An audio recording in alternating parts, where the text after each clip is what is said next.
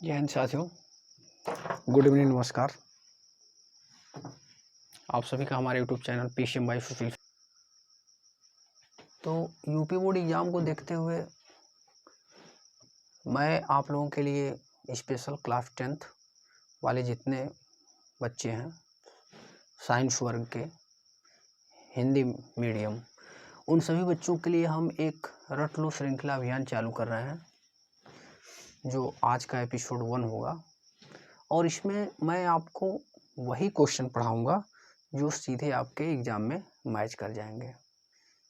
ये मैं 100% गारंटी के साथ कह रहा हूँ। तो इसमें रट लो श्रृंखला में हम लोग सभी क्वेश्चन नहीं पढ़ेंगे, जितने भी फिजिक्स और केमिस्ट्री के मोस्ट इम्पॉर्टेंट क्वेश्चन हैं उन सभी क्वेश्चन को मैं इसमें सेलेक्ट किया हूँ। तो आज के इस टॉपिक में हम लोग रट लो श्रृंखला एपिसोड 1 चालू कर रहे हैं और मैं आशा करता हूँ आप सभी लोग इस वीडियो को ज़्यादा प्यार और स्नेह देंगे। तो सबसे पहले मैं आपके लिए कुछ मोटिवेशन लाइनें लेकर के आया हूँ। उन लाइनों को आप ध्यान से सुनिए। हो गया है आगाज रण का, युग बदलने की है बारी, जीत उसी का होगा जिसका है संघर्ष जारी।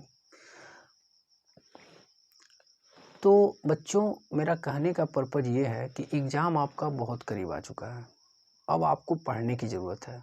आपने बहुत मस्ती कर लिया, खेल लिया, कूद लिया, लेकिन अब आराम से जो है जितने भी बचे हुए दिन हैं उन सभी दिनों का सही सदुपयोग करें ताकि आपके परिणाम अच्छे आ सकें। और चूँकि अब हम लोग बहुत ज़्यादा भी नहीं पढ़ सकते हैं क्योंकि हमारे पास लिमिट समय है, और उस लिमिट समय में हम लोग कैसे 100% रिजल्ट लाएं, इस पे हम लोग बात करते हैं। तो कुछ फिजिक्स के बेसिक कॉन्सेप्ट हैं, उसको मैं आपको समझा रहा हूँ और उसके बाद हम लोग जो है धीरे धीरे पूरे फिजिक्स को कवर करने का प्रयास करेंगे। तो ध्यान दीजिएगा, ये रट लो श्रृंखला एपिसोड 1 मैं स्पेशल क्लास 10th हिंदी में मीडियम वाले बच्चों के लिए लाया हूँ। तो आइए हम लोग इसमें शुरू करते हैं।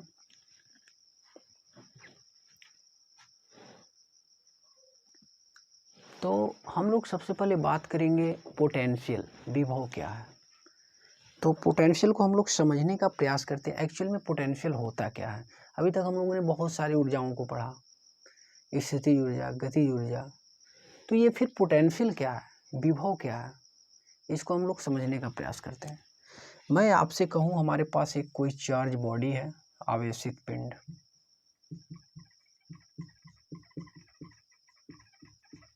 चार्ज बॉडी ए है और यहाँ पर एक चार्ज बॉडी बी है, ये भी आवेशित पिंड है।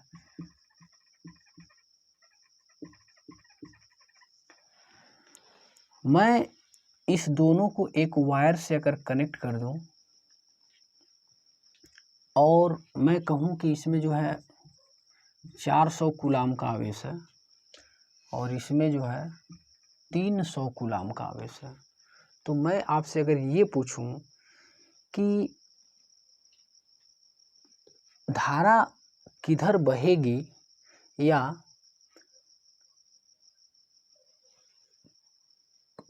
आवेश का प्रवाह किस तरफ होगा, तो आपका जवाब होगा, मैक्सिमम बच्चों का जवाब होगा कि सर जो है आवेश ए से बी की तरफ प्रवाहित होगा।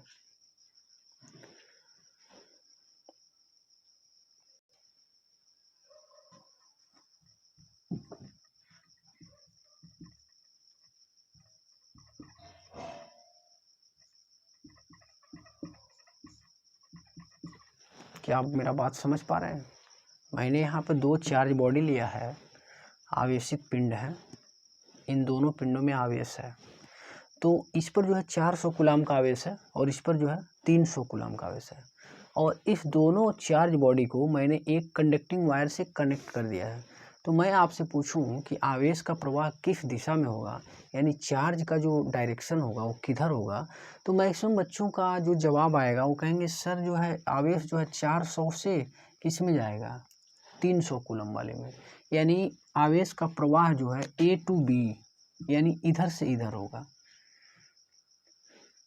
एक और एग्जांपल मैं आपके सामने लेता हूँ। मैं यहाँ पे 2 बीकर लेता हूँ, सपोज दैट बीकर 1 और एक बीकर यहाँ पे क्या है 2 है, ये बीकर 1 है और ये बीकर 2 है। इसका लेवल थोड़ा सा हाई है, लेकिन इसमें जो है 40 लीटर पानी है और इसमें जो है 100 लीटर पानी है। तो मैं अब आपसे ये कहूँ, और इन दोनों में यहाँ पे एक पाइप लगा दिया गया है वाटर को फ्लो होने के लिए। तो मैं आपसे कहूँ कि पानी ए से बी टैंक में जाएगा कि बी से ए टैंक में आएगा, तो आपका सीधा सीधा जवाब होगा सर जो है पानी का फ्लो बी टू ए होगा।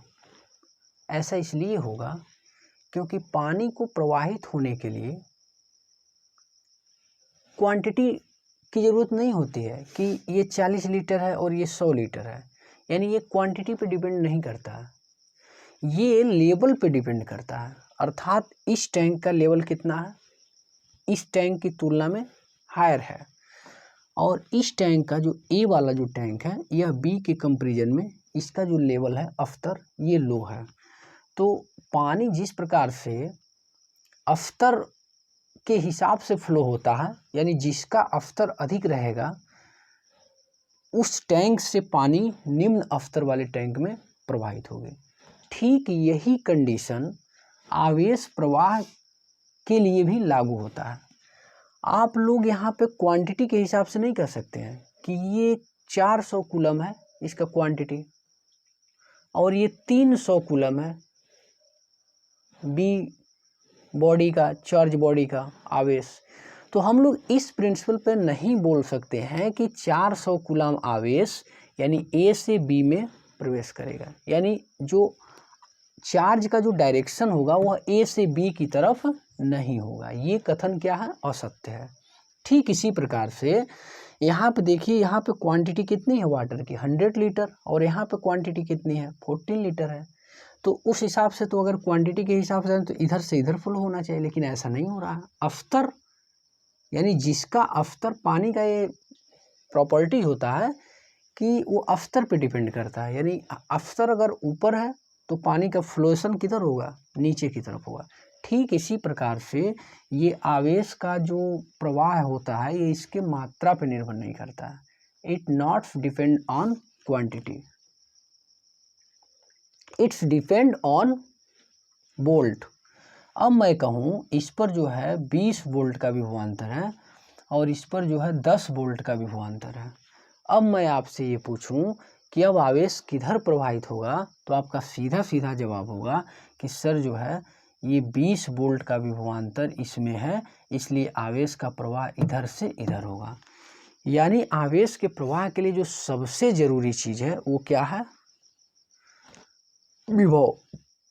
विभव यानी इसका विभव इस पर क्या है, अधिक है और इस पर क्या है, लो है। तो हम लोग बोल सकते हैं कि यहाँ पर कि जो है आवेश का प्रवाह 20 वोल्ट वाले यानी ए बॉडी से बी बॉडी की ओर फ्लो होगा। ये कुछ बेसिक कॉन्सेप्ट है आवेश प्रवाह का। तो आप हमेशा याद रखिए कि आवेश का जब भी प्रवाह होगा तो जिसका विभव अधिक होगा, यानी higher potential to lower potential charge fluctuation, यानी उच्च विभव से निम्न विभव की ओर प्रवाहित होता है। यानी आवेश जो होता है उच्च विभव से निम्न विभव की ओर प्रवाहित होता है। इस बात को आप हमेशा दिमाग में बिठा लीजिएगा।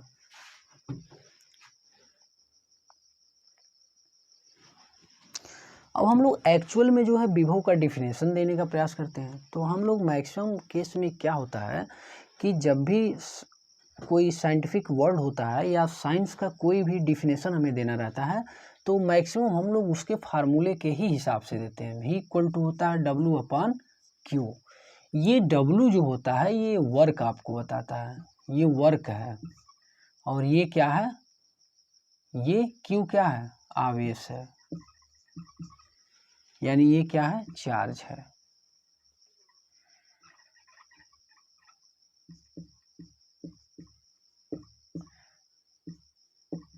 ऊपर कार्य नीचे आवेश, इसी के हिसाब से हम लोग इसका डेफिनेशन देने का प्रयास करते हैं।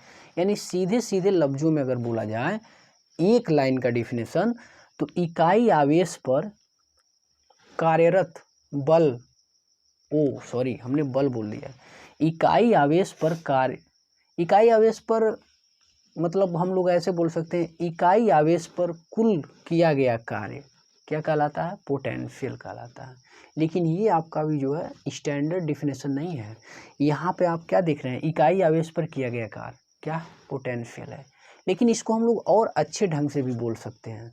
वो किस प्रकार से बोल सकते हैं ये देखिए। सपोज दैट यहाँ पे हमारे पास एक कोई विद्युत क्षेत्र है, इलेक्ट्रिक फील्ड है इसके चारों तरफ, और सपोज दैट हम यहाँ पे कोई प्लस क्यू आवेश को रखे हैं, यानी एकांक आवेश। यहाँ पे जो क्यू का मान है वो कितना होना चाहिए, एकांक होना चाहिए।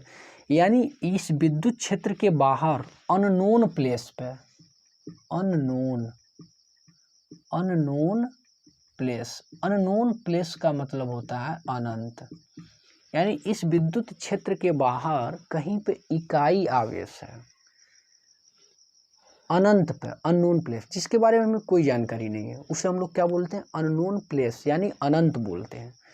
यानी अनंत से विद्युत क्षेत्र के अंदर किसी बिंदु पर इकाई आवेश को विद्युत क्षेत्र के अंदर किसी बिंदु पर लाने में किया गया कार्य क्या कहलाता है, विभव कहलाता है। तो हम लोग सीधे सीधे बात में अगर ये कहें, ये मैं लिख देता हूँ, ये जो है इलेक्ट्रिक फील्ड है, इलेक्ट्रिक फील्ड, ये आपका जो है विद्युत क्षेत्र है। ये जो इकाई आवेश है अनंत से विद्युत क्षेत्र के अंदर किसी बिंदु पर लाने में किया गया कार्य क्या कहलाता है, विभव कहलाता है। यानी एकांक आवेश को अनंत से विद्युत क्षेत्र के भीतर किसी बिंदु पर लाने में जो किया गया कार्य होगा, उसी कार्य को हम लोग क्या कहेंगे, विभव कहेंगे, भी। तो आपको ये क्लियर हो गया होगा। यदि हम लोग इसी फार्मूले में ये जो मैं लिखा हूँ V = W/Q, Q का मान 1 कूलाम हो, ठीक, Q का मान 1 कूलाम यदि मान लिया जाए, तो V का मान यहाँ पे क्या मिल जाएगा आपको, W मिल जाएगा। तो एक तरह से हम लोग देख रहे हैं कि एकांक यानी इकाई आवेश को अनंत से विद्युत क्षेत्र के भीतर किसी बिंदु पर जो लाने में जो किया गया कार्य है, वही कार्य क्या है, विभव है। यदि जो हमारा आवेश है उसको एकांक मान लिया जाए, यानी Q = 1, तो V का मान किसके बराबर हो जाता है, W है। यानी एक्चुअल में देखा जाए तो ये विभव क्या है, एक प्रकार से कार्य ही है। लेकिन वो कैसा कार्य है, वह कार्य जो है वह विद्युत क्षेत्र में लगने वाला कार्य है, यानी विद्युत क्षेत्र के अंदर वो कार्य है, ठीक है। तो हम लोग ऐसे नहीं बोल सकते हैं कि इकाई आवेश पर किया गया कार्य, भाई कैसा कार्य, विद्युत क्षेत्र में ना। तो इसका स्टैंडर्ड डिफिनेशन है, ये 2 मार्क्स का पेपर में अक्सर पूछ देता है। यानी इकाई आवेश को यानी एकांक आवेश को अनंत से, जिसके बारे में हमें कोई जानकारी ना हो, अननोन प्लेस, उसे हम लोग अनंत बोलते हैं। यानी इकाई आवेश को या एकांक आवेश को अनंत से विद्युत क्षेत्र के अंदर किसी बिंदु पर लाने में किया गया कार्य क्या कहलाता है, विभव कहलाता है। It means potential. V = W/Q, ये आप जो है मतलब अच्छे तरीके से इसे आप देख लीजिए। यदि Q का मान 1 कूलाम हो तो V का मान किसके बराबर हो जाता है, W के बराबर हो जाता है। तो अब हम लोग इसके यूनिट पे बात करते हैं। What is unit of potential. तो जो पोटेंशियल है, पोटेंशियल का जो यूनिट होता है अर्थात मात्रक, ये क्या होता है, वोल्ट होता है। जो विभव है, विभव का मात्रक क्या है, वोल्ट है। अब हम लोग वोल्ट को डिफिनेशन करने का प्रयास करेंगे कि ये वोल्ट क्या होता है, 1 वोल्ट क्या होगा। तो हम लोग यहीं से डिफिनेशन दे लेते हैं। अब V बराबर हम लोग पढ़े हैं अभी W/Q होता है। तो यहाँ से हम लोग बोल सकते हैं Q का जो मात्रक होता है क्या होता है, Q आवेश है, आवेश का मात्रक क्या होता है, कूलाम होता है। और W क्या है, कार्य है, टोटल वर्क है। और कार्य का जो यूनिट होता है वो क्या होता है, जूल होता है। तो हम लोग यहीं से बोल सकते हैं कि एक कूलाम आवेश को यदि Q का मान हम लोग यहीं पे कितना ले लें, 1 कूलाम ले लें, ठीक, और W का मान कितना ले लें, 1 जूल ले लें, क्योंकि जो W का जो यूनिट होता है वो जूल होता है, और जो Q का जो यूनिट होता है मात्रक वो क्या होता है, कूलाम होता है। तो हम लोग यहाँ से बोल सकते हैं कि एक कूलाम का आवेश अनंत से विद्युत क्षेत्र के भीतर किसी बिंदु पर लाने में यदि किए गए कार्य का मान 1 जूल है तो उसे क्या कहेंगे, उस बिंदु पर विभव का जो मान होगा वो कितना होगा, 1 वोल्ट होगा। तो ये इसका जो है स्टैंडर्ड डिफिनेशन है। यानी एक कूलाम आवेश को अनंत से विद्युत क्षेत्र के किसी बिंदु तक लाने में किया गया कार्य 1 जूल हो तो उसके विभव को हम लोग क्या बोलते हैं, 1 वोल्ट बोलते हैं।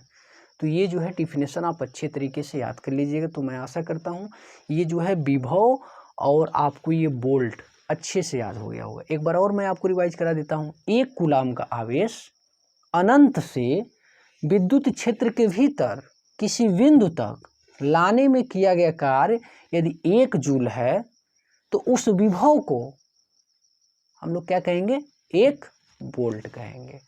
तो मैं आशा करता हूँ ये आप विभव और वोल्ट का डिफिनेशन आपके दिमाग में एकदम प्रिंटेड हो गया होगा। तो ये है मेरा पढ़ाने का तरीका। देखिए साइंस के जितने भी टर्मोलॉजी हैं, साइंस के जितने भी साइंटिफिक वर्ड हैं उसे हम लोग अच्छे तरीके से समझें और इसे जो है याद न करने का प्रयास करें। इसे हम लोग ज़्यादातर समझने का प्रयास करें कि दिमाग में सोचिए कि किस प्रकार से बताया गया था, आवेश अनंत पे रहता था, फिर हम लोग उसको विद्युत क्षेत्र के अंदर लाते थे। तो ये जब इमेज आपके दिमाग में बनेगा तब आप जो है अच्छे तरीके से साइंस को कर सकते हैं।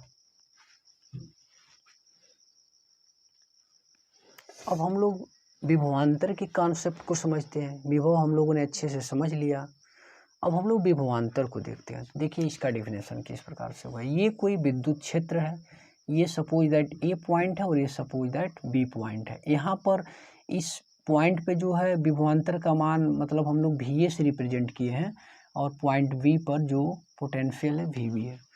तो बस थोड़ा सा इसमें कॉमन डिफरेंस है। हम लोग जब उसका डिफिनेशन बोलते थे तो हम लोग बोलते थे कि अनंत से एकांक आवेश को विद्युत क्षेत्र के भीतर लाने में किया गया कार्य क्या है, विभव है। लेकिन हम लोग यहाँ पे इस प्रकार से बोलेंगे विभवांतर को कि विद्युत क्षेत्र के अंदर किसी बिंदु से मतलब विद्युत क्षेत्र के अंदर किन्हीं 2 बिंदुओं के बीच विभव का अंतर क्या कहलाता है, विभवांतर कहलाता है। विद्युत क्षेत्र के अंदर किन्हीं 2 बिंदुओं के जो विभव का अंतर है उनके मध्य, वही क्या कहलाता है, विभवांतर कहलाता है। एक बार मैं फिर से रिपीट कर रहा हूँ, आप लोग इसे अच्छे से सुनिएगा। विद्युत क्षेत्र के, ये जो है इलेक्ट्रिक फील्ड है, मैं भी आपको पीछे भी बताया हूँ, ये आपका इलेक्ट्रिक फील्ड है। यानी विद्युत क्षेत्र के अंदर किन्हीं 2 बिंदुओं के बीच विभव का अंतर क्या कहलाता है, विभवांतर कहलाता है। यानी हम लोग अगर पोटेंशियल डिफरेंट को रिप्रेजेंट करने का प्रयास करें तो suppose that V A minus V B equal to W upon क्या होगा, क्यूब होगा। लेकिन ये कैसा, ये 2 बिंदुओं के बीच विभव का अंतर होता है। तो हम लोग ऐसे भी बोल सकते हैं कि विद्युत क्षेत्र के अंदर रखे किन्हीं 2 बिंदुओं के बीच विभव का अंतर क्या कहलाता है, विभवांतर कहलाता है। इसका और भी अच्छे प्रकार से डिफिनेशन बोल सकते हैं, कुछ इस प्रकार से भी। कोई ज़रूरत नहीं है कि जो मैं डिफिनेशन बोला हूँ उसी को आप एज इट इज रख दीजिए, आप अपने हिसाब से भी डिफिनेशन कर सकते हैं। हम लोग ऐसे भी बोल सकते हैं कि इकाई आवेश को विद्युत क्षेत्र के अंदर किसी एक बिंदु से दूसरे बिंदु तक लाने में जो किया गया कार्य है उसी के अंतर को हम लोग क्या कहेंगे, विभवांतर कहेंगे। यानी ये जो है यहाँ पर आप देख रहे हैं ये एकांक आवेश है, यानी एकांक आवेश को एक बिंदु से दूसरे बिंदु तक कहाँ पे, विद्युत क्षेत्र के अंदर लाने में जो किया गया कार्य है उसी को हम लोग क्या कहेंगे, विभवांतर कहेंगे। अर्थात ऐसे भी हम लोग बोल सकते हैं कि विद्युत क्षेत्र के अंदर किन्हीं दो बिंदुओं के बीच विभव का अंतर क्या कहलाता है, विभवांतर कहलाता है। तो ये टॉपिक क्लियर हो गया। अब हम लोग अगला जो टॉपिक समझेंगे करंट। करंट क्या होता है, धारा होता है। धारा का यहाँ पे जो अर्थ होता है एक्चुअल में अगर देखा जाए तो धारा का मतलब होता है बहने से। जैसे पानी बहता है ना, ठीक उसी प्रकार से धारा भी बहता है। कहाँ बहता है, परिपथ में बहता है। पानी कहाँ बहता है, नहर में बहता है, नालों में बहता है, अस्थल पे बहता है। तो ठीक उसी प्रकार से धारा भी एक प्रकार से बहने का काम करता है।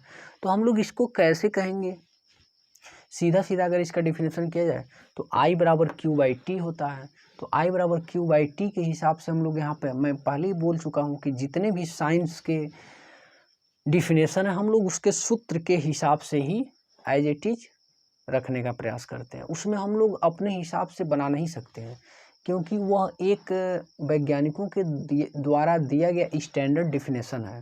तो उसमें हम लोग कुछ तोड़ मड़ोड़ नहीं कर सकते हैं।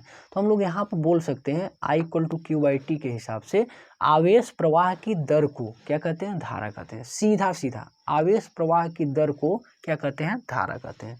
यानी I = Q/T ऐसे ही बोल सकते हैं। आवेश और जो समय का अनुपात है वही क्या बताता है, धारा का बताता है।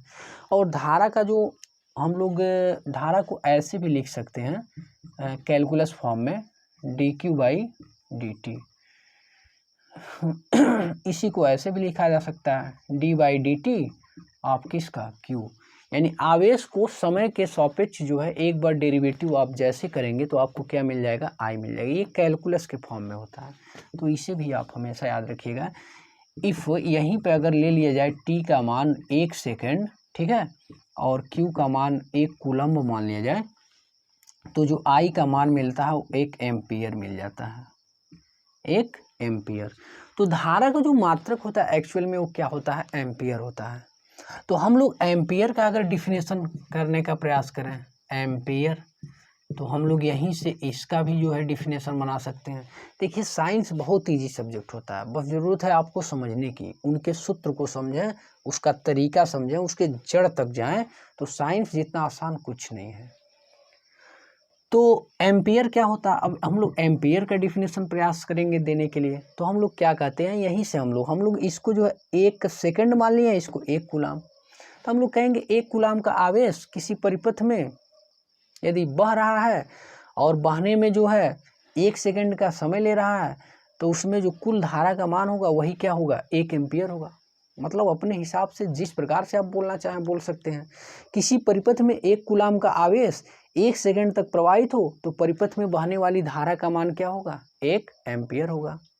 यही तो हमने बोला कि यदि किसी परिपथ में 1 सेकेंड में प्रवाहित कुल आवेश यदि 1 कूलाम का हो तो उसमें जो कुल धारा होगी वो कितनी होगी, 1 एम्पियर होगी। तो 1 एम्पियर भी आप अच्छे तरीके से लर्न कर लीजिएगा। और ये जो है मैक्सिमम जो है धारा और एम्पियर का तो डिफिनेशन अक्सर परीक्षा में पूछ लिया जाता है कि 1 एम्पियर क्या होता है। तो आप इसे जो है और अच्छे से आप पढ़ें। मैं इसका PDF भी आपको प्रोवाइड करा दूंगा। तो आप जो है अगर मेरा लैंग्वेज सुन के नहीं लिख पा रहे हैं तो वीडियो को रोक करके भी लिख सकते हैं। अगर उसमें दिक्कत हो रही है तो मैं आपको PDF प्रोवाइड कराऊंगा। जैसे ही मेरा लेक्चर ख़त्म होगा उसके 10 मिनट बाद आपको PDF मैं प्रोवाइड करा दूंगा। तो इसको देख लीजिए, किसी परिपथ में 1 कूलाम का आवेश 1 सेकेंड तक यदि प्रवाहित हो रहा है। देखिए परिपथ शब्द तो हम यूज करेंगे क्योंकि बिना परिपथ के हम नहीं बोल सकते हैं। किसी परिपथ में 1 कूलाम का आवेश यदि 1 सेकेंड तक प्रवाहित हो रहा है तो उसमें जो बहने वाली धारा होगी वो कितनी होगी, 1 एम्पियर होगी।